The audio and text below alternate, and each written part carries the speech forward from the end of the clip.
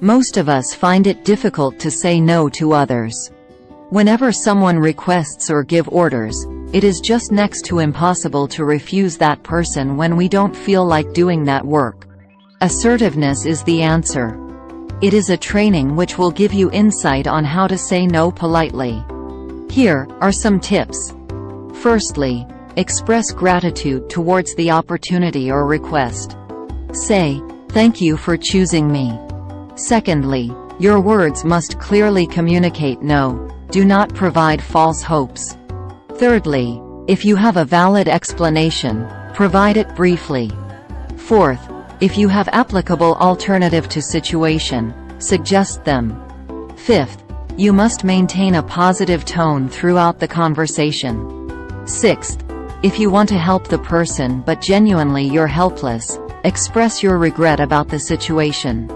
Seventh, express thankfulness again at the last, for the sake of appreciation. Thanks for watching. Please like and subscribe our channel.